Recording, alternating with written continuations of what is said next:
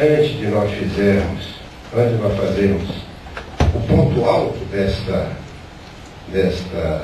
deste primeiro ciclo, que pela manhã houve um lado, pela tarde outro, o ponto alto será o lançamento do livro Teoria da Constituição e Controle da Constitucionalidade, que eu não pronuncio o nome da autora porque vocês estão vendo à sua frente. Também a lei da pergunta certa. Meus amigos, o desembargador Ciro Darlan fez uma carreira muito bonita no Rio de Janeiro, quando era então juiz de menores, não era ainda juiz da infância, já era da infância, e depois passou. Ele fez essa transição. Eu acompanhei de perto, tendo uma amizade muito ligada. Eu o admiro mais do que ele a mim, o que é absolutamente confortável para mim. E ele aceitou falar sobre o direito à cidadania da criança e do adolescente, mas devo fazer uma referência. E com ela faço uma confidência também. Quando a nossa professora Leila foi convidar, José Afonso, e meu querido amigo, presidente Aristóteles disse o nosso desembargador Ciro Darlan para ela: posso fazer a revelação, porque é uma modéstia. Dizendo, mas como? José Afonso, o Ives Gândara, consegue? Eu vou me meter com essa gente toda? Isso aqui é modéstia. E por ser modéstia, eu quero dizer que daqui abraço o meu querido amigo Argolo, que foi um dos colegas advogados do Conselho Nacional de Justiça, que se manteve com muita independência. Dá a palavra ao desembargador Ciro Darlan.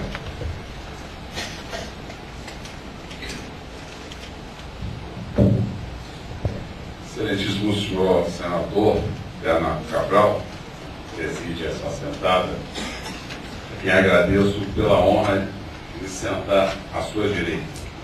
Verdadeiramente, desta lista de juristas que a Leila nos contempla hoje nesse ciclo de estudos,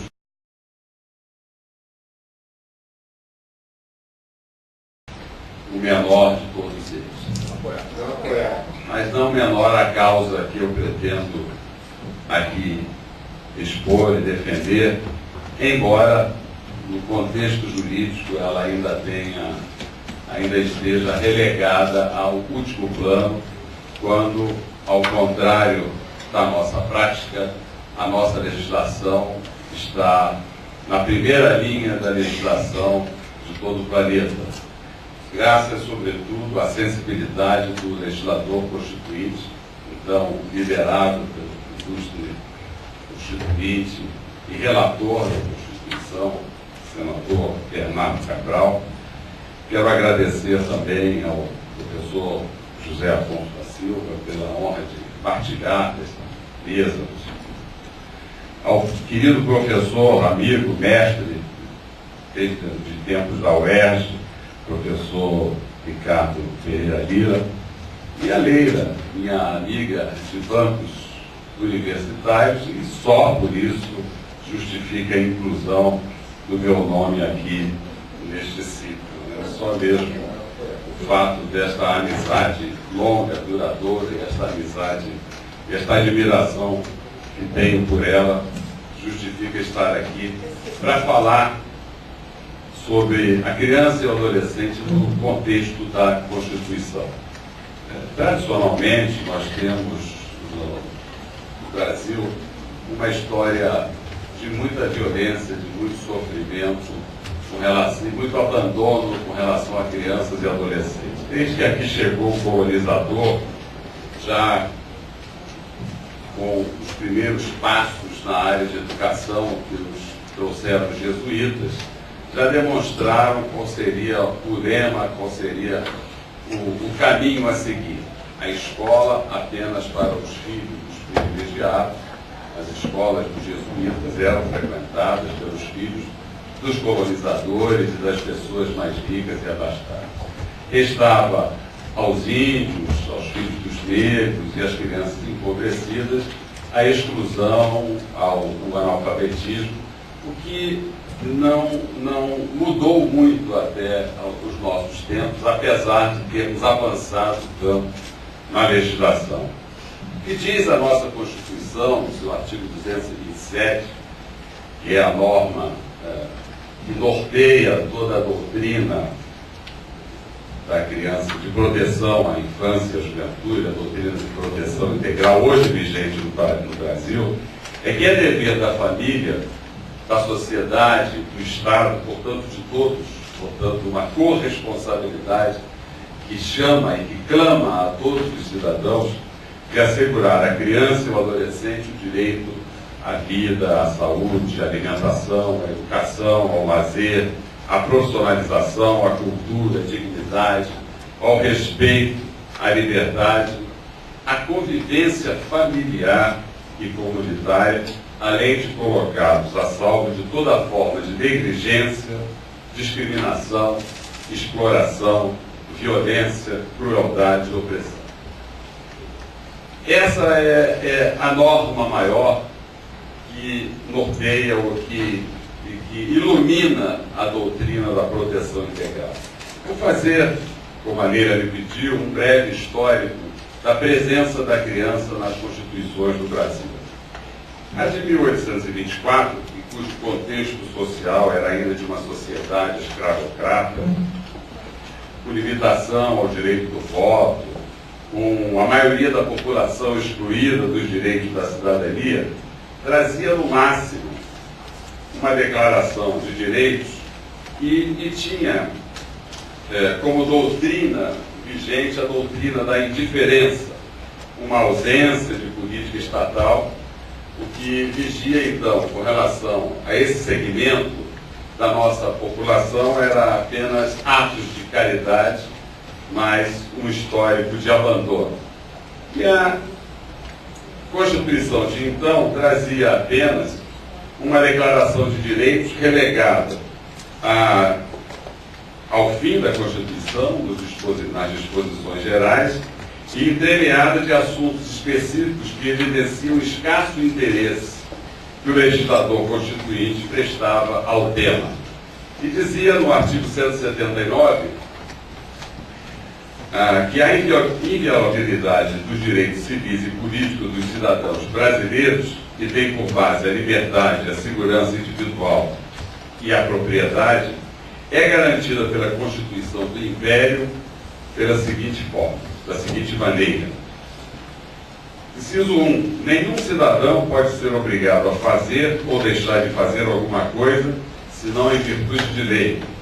E lá, muito depois do seu inciso 22, estabelecia que a instrução primária e gratuita era obrigatória a todos os cidadãos.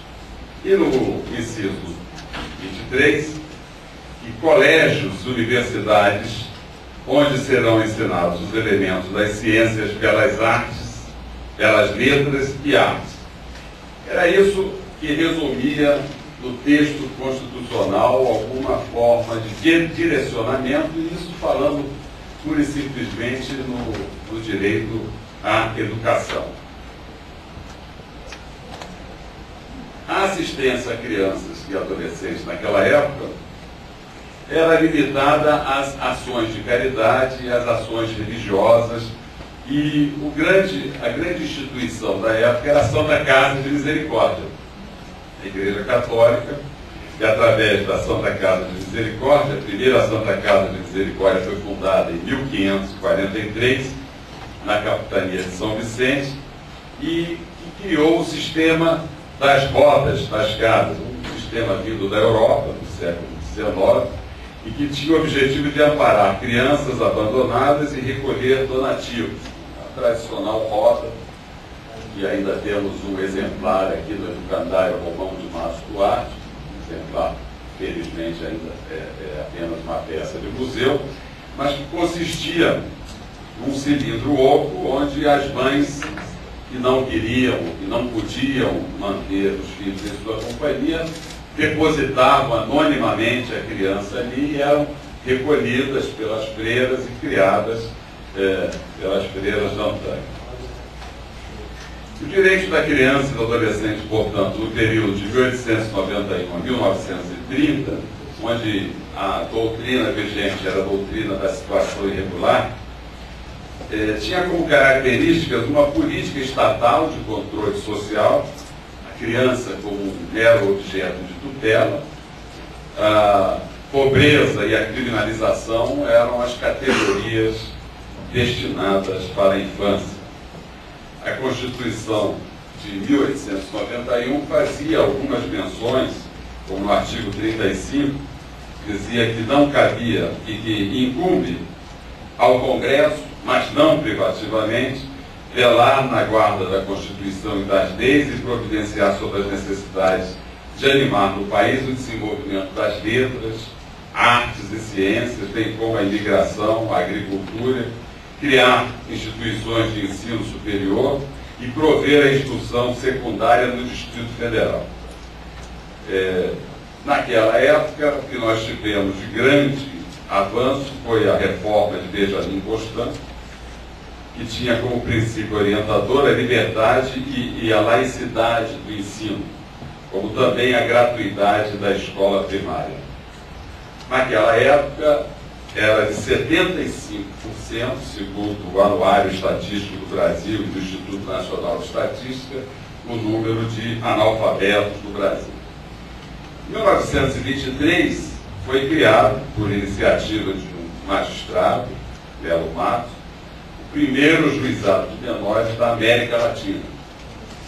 E no ano de 1927 foi promulgada, então, a primeira legislação, o primeiro documento legal do Brasil destinado à população menor de 18 anos, o Código de Menores, que ficou popularmente conhecido como o Código Belo Matos, autor desta legislação.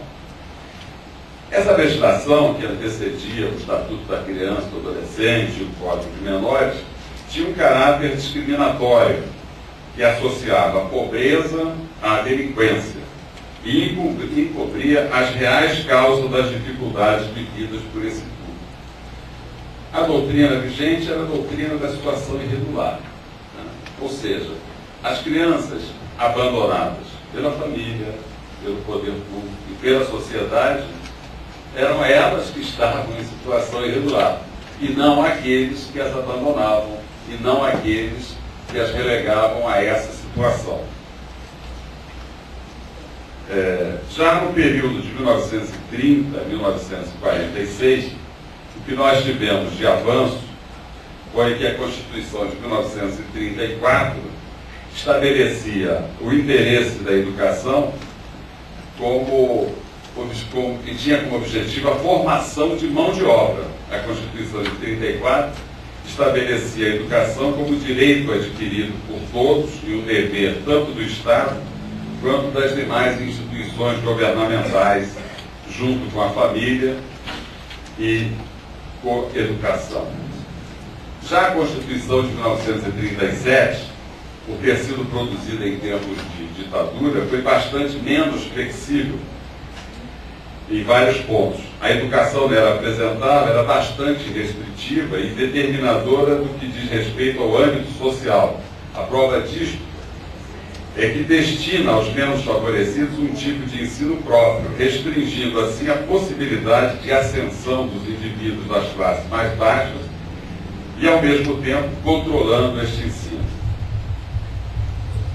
Com relação à parte criminal, a visão criminológica de crianças e adolescentes, então chamados genericamente de menores, nós tivemos em 1942 a criação do SAM, Serviço de Assistência ao Menor. Tratava-se de um órgão do Ministério da Justiça e que funcionava como equivalente do sistema penitenciário para a população menor de idade. A sua orientação era, então, correcional e repressiva.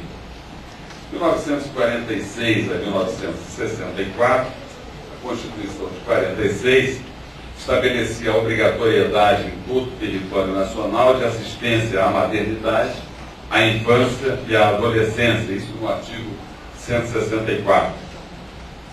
E no artigo 165 estabelecia um direito sucessório dizendo que as crianças, que os bens de estrangeiros no Brasil seria regulado pela lei brasileira e que as crianças teriam direito à herança desses bens. Estabeleceu no capítulo da educação e da cultura que a educação é direito de todos, estabeleceu o ensino primário como obrigatório, estabeleceu também a situação de que as empresas teriam a obrigação de assegurar aos filhos dos seus trabalhadores acesso ao ensino primário. E em 1950 foi instalado no Brasil o primeiro escritório da Unicef, pela primeira vez, e um organismo internacional voltado para os direitos humanos se estabeleceu aqui no Brasil como uma forma de estimular um olhar mais respeitoso para essa categoria da nossa população. Isso foi em João Pessoa, na Paraíba. Muito oportuno que tenha sido lá, justamente no estado onde eu nasci. Agora, ao fazer esse estudo, me senti homenageado pela Unicef. De 64 a 1988, a vigência do Código de Menores, que era uma lei que não assegurava especificamente às crianças e adolescentes direitos fundamentais, mas apenas uma tutela. Procurava-se tutelar. E foi criado pelo governo, substituindo ao SAM, a Fundação, a FUNABEM, a Fundação de Bem-Estar do Menor, que tinha como objetivo a centralização e a formalização e a implantação de uma política nacional de bem-estar do menor, herdando do SAM os prédios, a organização e a doutrina, ou seja, mudou apenas de nome, como é costume fazer no Brasil. Aliás, existe aqui no Rio de Janeiro, ali em Bangu, dentro do sistema penitenciário, um estabelecimento educacional que era uma penitenciária e mudaram o nome, botaram lá uma plaquinha nova para Educandário Santo Expedito. Mudaram o nome e com isso achavam que estavam mudando a doutrina e a forma. E o Santo Expedito, coitado, deve estar pagando os pecados lá por ter o nome naquela instituição lá em Bangu. A Constituição Federal de 88, já nos seus princípios fundamentais, a cidadania e a dignidade da pessoa humana, nos traz, então, a grande reforma. Pela primeira vez, a legislação brasileira insere, no contexto de cidadania, o último segmento excluído. Né? Nós avançamos, nós passamos por uma inclusão social dos negros, a inclusão cidadã das mulheres, mas crianças e adolescentes, até então, só em 1988, é que nós nos demos conta que este enorme percentual da nossa população também tem o direito de ser tratado como cidadãos e, portanto, tem direito, podem ser inseridos na categoria de sujeitos de direitos. Então passamos a ter, pelo menos no texto legal, uma política estatal protetiva integrada. A doutrina é de proteção integral. Isso agora nos parece de uma lógica natural, porque o próprio direito natural nos aponta que é justamente a criança, é justamente aquele ser que está surgindo na sociedade que deve ter o direito a toda atenção, a toda proteção, a proteção integral, ao olhar de todos nós respeitoso, para que ele possa se desenvolver como cidadão. Então, a criança como prioridade absoluta, o que o legislador colocou. E não tem outra leitura para a prioridade absoluta. Não sei como é que até hoje ainda se fazem vários tipos de raciocínios para negar que não seja a prioridade absoluta no orçamento público, que não seja a prioridade absoluta nas políticas públicas, porque o legislador foi muito claro. É preciso criança e adolescente seja prioridade absoluta em todas as ações administrativas, legislativas e judiciárias. E a grande novidade, a grande notícia, a boa nova, é a criança e adolescente finalmente como sujeitos de direitos fundamentais.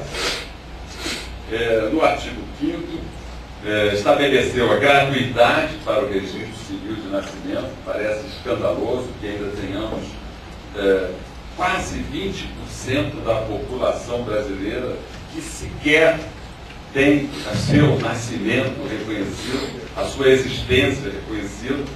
E a Secretaria de Direitos Humanos, da Presidência da República, é o órgão do governo federal responsável por uma campanha nacional de erradicação das crianças, das pessoas, dos brasileiros não registrados, e espera-se alcançar uma meta de erradicação que atinja o índice de 5%, que o IBGE ainda detectou que 8,9% da população brasileira, se nós estamos com 200 milhões, 8,9% são quase 20 milhões, né? Quase 20 milhões, né, de pessoas e brasileiros, segundo o IBGE, que ainda não possuem o registro civil de nascimento. A Constituição estabeleceu direitos sociais, como a educação, a saúde, a alimentação, a proibição do trabalho para menores de 16 anos, a saúde como direito de todos. Mas, ainda assim, dados da Escola Paulista de Medicina, no estudo recente, concluiu que 25% dos jovens brasileiros já utilizaram droga. 25% dos jovens brasileiros. E, de acordo com a Secretaria Nacional Antidroga, cada vez mais jovem o perfil dos usuários a consumir drogas lícitas e ilícitas por volta de 10 anos de idade, sobretudo este novo veneno social que é o crack. Um estudo multidisciplinar conduzido pelo Dr. Ronaldo Laranjeiras concluiu também com 1.000 adolescentes grávidas escolhidas aleatoriamente no bairro da Zona Norte de São Paulo, estudando o efeito do álcool e outras drogas no feto, concluiu que grande parte das crianças submetidas a um exame neurocomportamental cuidadoso 33 horas depois do nascimento revelam alterações sutis, tais como irritação, dificuldade de sair da fase do sono para alerta, excitação e, mais tarde, maior dificuldade de concentração, de controlar os impulsos e de leitura. O Estatuto, que veio regulamentar o artigo 227 da Constituição, enfatiza a proteção integral da criança e adolescente. Logo no seu artigo 1º estabelece a doutrina dessa lei é a doutrina da proteção integral. E no artigo 3º diz que é preciso assegurar todas as oportunidades e facilidades a crianças e adolescentes a fim de lhes facultar desenvolvimento físico, mental, moral, espiritual e social em condições de liberdade e de dignidade. O Estatuto surge da necessidade de um reordenamento jurídico no Brasil, uma vez que o antigo Código de Menores não era mais compatível com os princípios da Constituição e da Convenção Internacional dos Direitos da Criança, da qual o Brasil é signatário. O Brasil e todo mundo. Só um país, só uma nação, os Estados Unidos, a única nação do planeta que não é signatário desse instrumento, desse Tratado Internacional de Direitos Públicos, que é a Convenção dos Direitos da Criança e do Adolescente. Lá está estabelecido que a criança tem direito à educação. Direito à educação gratuita, assistência gratuita aos filhos dependentes desde o seu nascimento até os 5 anos de idade. Está estabelecido também no artigo 205 o direito à educação como direito de todos e dever do Estado e da família. O Estatuto traz todo um capítulo dos artigos 53 ao 58 que diz que tem direito à educação visando o pleno desenvolvimento de sua pessoa, preparo para o exercício da cidadania e qualificação para o trabalho. E estabelece aqui quais são os deveres do Estado de assegurar à criança ou adolescente o acesso à educação. Na mesma Constituição, no artigo 226, eu vi aqui, finalzinho da brilhante conferência do professor Ricardo Lira, falando sobre a nova família, o conceito da nova família brasileira, vimos que é bastante elástico a família como base da sociedade e fundada nos princípios da dignidade da pessoa humana e da paternidade responsável. E a Convenção das Nações Unidas sobre os Direitos da Criança diz também que a criança tem direito a conhecer a sua família no momento e no local do nascimento. Nós temos aqui, professor e senador Bernardo Cabral, no Brasil, uma coisa que impede e que favorece a esse número enorme de brasileiros sem o registro civil de nascimento. Embora a lei diga, está expressamente dito ali, que a criança tem o direito de conhecer a sua família, o direito ao nome, no momento e no local onde nasce. Onde nasce é na maternidade. E é ali que deveria ser feito o registro civil de nascimento, não o cartório. Não essa fase dupla da criança sair da maternidade com a declaração de nascido vivo, que muitas mães, por ignorância, imaginam que esse seja o registro de nascimento.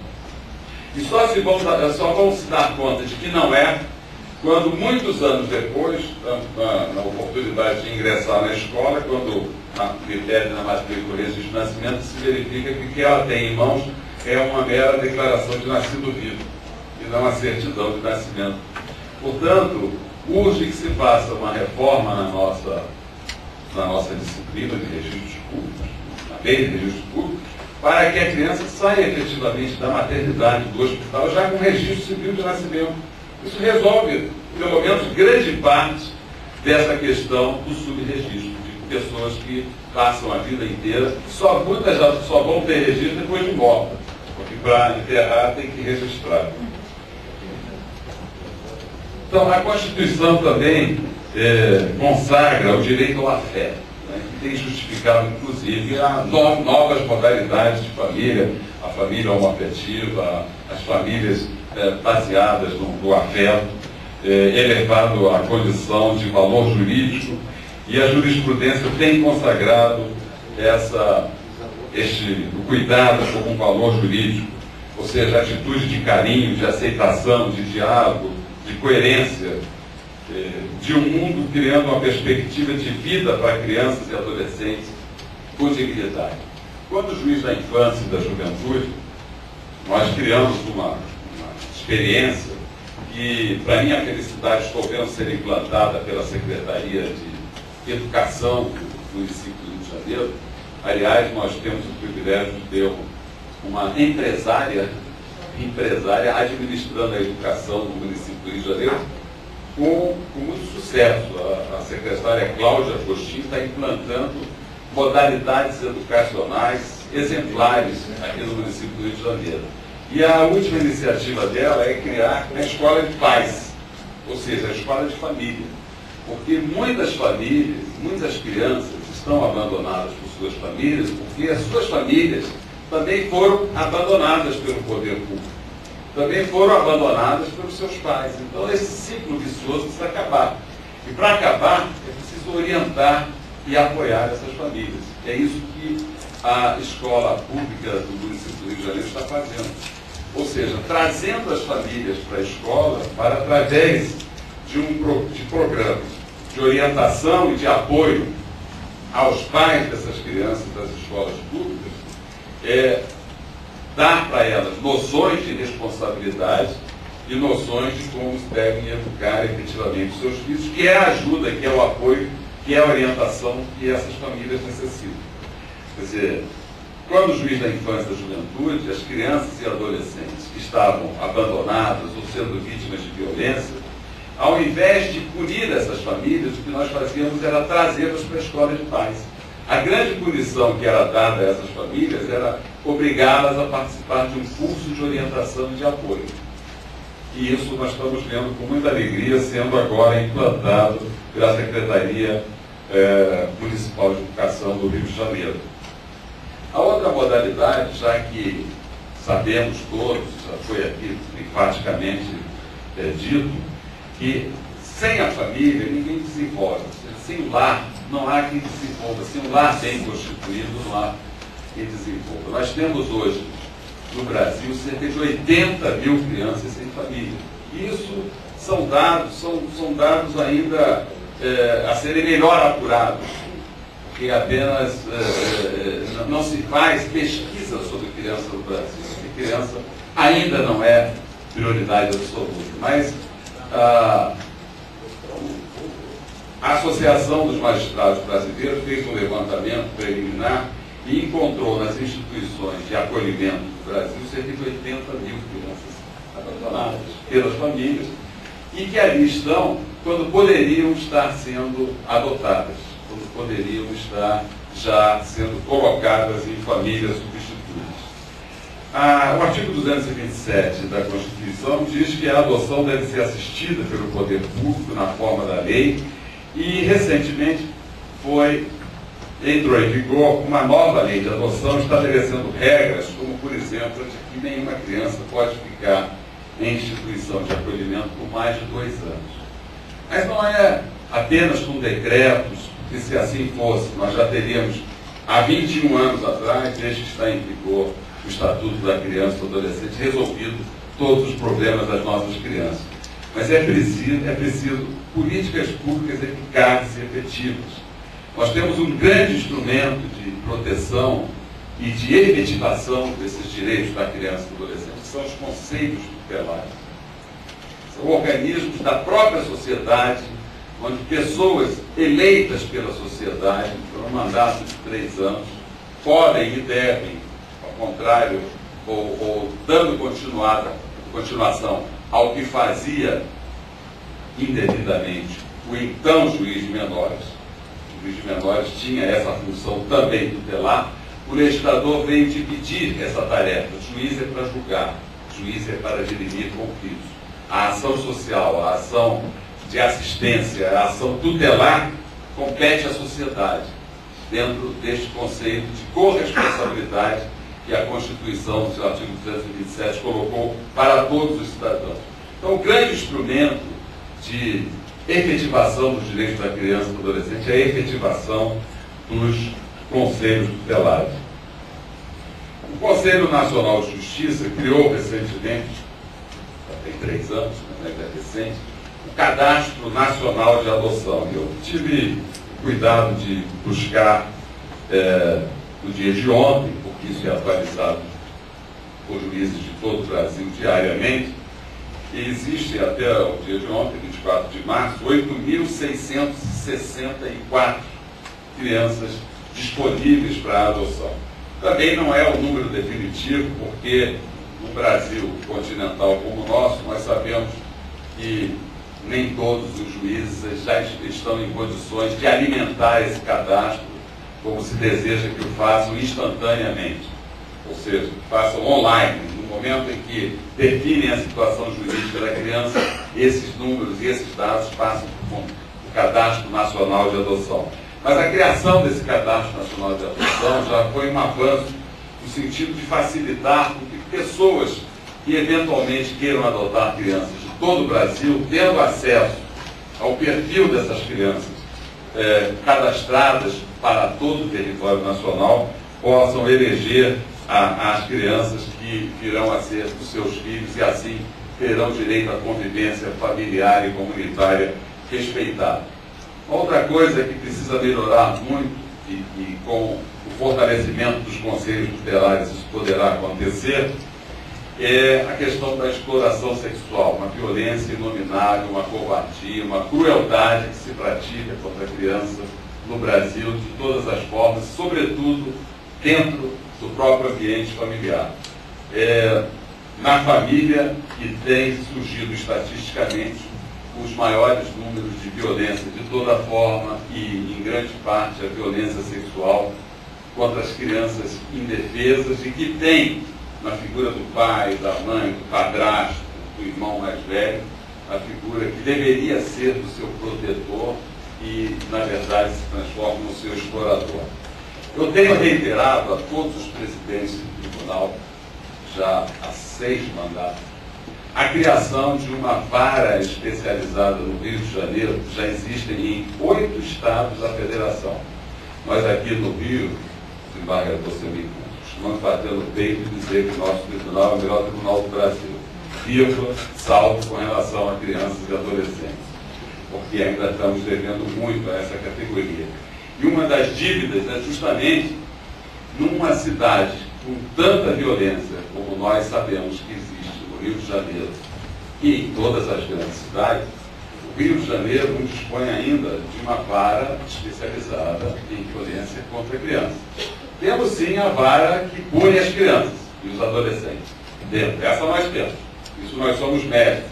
Nós temos uma delegacia especializada nisso, nós temos um grupo de 15 promotores de justiça a perseguirem a justiça no caso de adolescentes infratores, mas não temos nenhuma vara especializada na proteção à criança vítima de violência. Existe já em 8 estados da federação, inclusive estados que não têm o índice de violência que nós temos. E a resposta que eu tenho reiteradamente das administrações do tribunal é que não há demanda para a criação de uma vara. Então parece que a gente está vivendo em outro planeta. Né? Não há demanda, não há violência. Aqui está tudo em paz, não há guerra, né? Mas a resposta é essa. Mas, enfim, como é do meu tribunal, eu posso falar e bater no meu peito e dizer minha culpa, e pedir ajuda a todos que colaborem para conquistarmos esse espaço de proteção à criança e adolescente no tribunal. Sem nenhum demérito, existem 12 varas de proteção à mulher, porque mulher vota e mulher fala para burro, mas criança e adolescente não fala e nem vota. Né?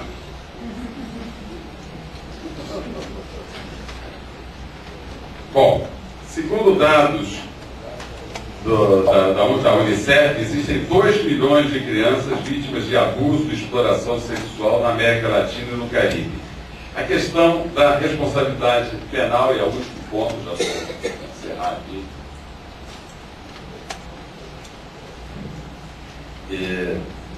Reiteradamente se vê, aliás, faz tempo que não volta às manchetes de jornais essa campanha reiterada pela redução da responsabilidade penal.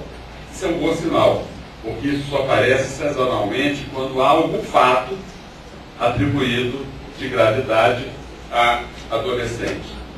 Como faz muito tempo que não se volta a esse assunto, isto é uma demonstração cabal que adolescentes não se envolvem em atos de natureza grave com a frequência que a mídia muitas vezes quer passar para a opinião pública.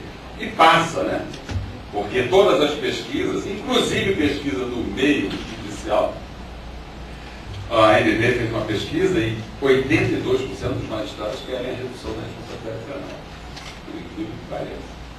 82% querem. E a população em geral, porque se fiam na opinião pública deformada que a grande mídia passa por aí. Né? Eu estou rebatendo isso. Faz tempo que essa campanha não volta. Porque faz tempo que não aparece nenhum caso esporádico de adolescente praticando ato infracional. O último que eu me recordo, não sei se as pessoas se recordam de outro, foi aquele do João Hélio, do menino João Hélio, já faz uns 4, 5 anos. Né? Quer dizer, então de 4 em 4 anos aparece, aí a mídia vem com toda a campanha de redução da responsabilidade penal. Bom, primeiro, no meu entendimento, trata-se de cláusula pétrea. Então, por mais que desejem essa mudança, depende de uma mudança na nossa Constituição. Há uma porque a definição da Convenção das Nações Unidas sobre o Direito da Criança e do Adolescente é que criança é o ser humano até 18 anos. Se nós somos signatários da Convenção, nós vamos ter que denunciar essa Convenção, vamos ficar lá dos Estados Unidos, que é o único país que não é signatário dessa Convenção. Não sei se é uma boa companhia. Mas é o único país que não é. 1. 2. Segundo o parágrafo 3º do artigo 5º, todos os tratados de direitos humanos fazem com que esse tratado vire direito fundamental, não é verdade? Direito fundamental. Como direito fundamental, não pode ser mudado por uma lei singular, só através da reforma da Constituição. Né? Então, é o artigo 5º, parágrafo 3º, assim como o artigo 60, parágrafo 4, inciso 4 da Constituição Federal, estabelecem cláusula pétrea os direitos fundamentais. Com isso, então, eu encerro essas minhas reflexões, esperando que, efetivamente, nós possamos fazer com que a Carta Cidadã de 88 vire realidade com relação a este último segmento da nossa população, que são crianças e adolescentes, que necessitam ter efetivamente respeitado os seus direitos fundamentais no nosso país. Muito obrigado.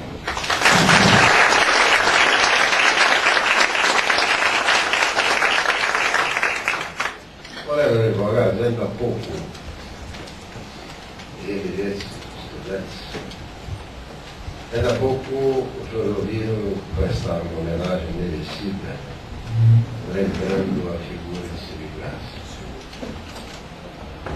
Outras vezes eu não venho de esquecer, é fácil fazê-lo, as pessoas que prestaram grande serviço no cara. O desembargador Círio Salano, confirmava ainda há pouco, fez a transição de juiz de menores, juiz de infância, infância e juventude.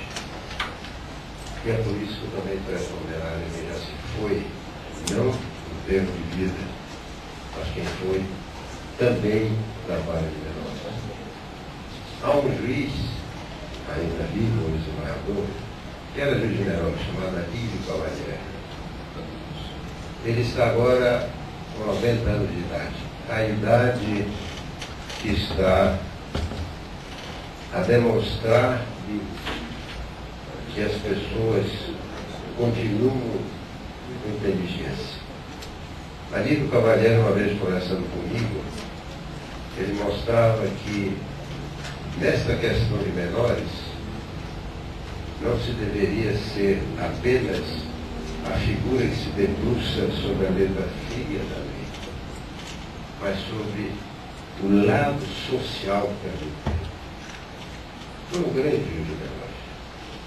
Portanto, ele foi o juiz de menores de ontem que eu estou falando. E ele, o juiz da infância, que fala no jantar. Eu espero que lá adiante alguém lembre das figuras que prestaram serviço ao nosso país. O nosso desembargador Círio Salano merece que este certificado seja entregue pela pessoa que inspirou e que efetivou, em verdade, este primeiro ciclo de estudo da profissão. A tal ponto que depois da minha fala, eu não vou poder ter a imprudência de fazer agora, nesta hora, uma interrupção, senão eu terei o privilégio de tantos que aqui se encontram, de me darem a honra, e com um pouquinho de paciência, eu quero logo um habeas corpus preventivo, estão aqui vários meses, pedindo a quem concedo o privilégio ao final desta concessão pela benevolência do tempo perdido. Mas a grande homenagem que lhe presto, é que este certificado seja entregue pela doutora Leila Maria do Tempo. A ela se deve esta bela festa que nós estamos vendo.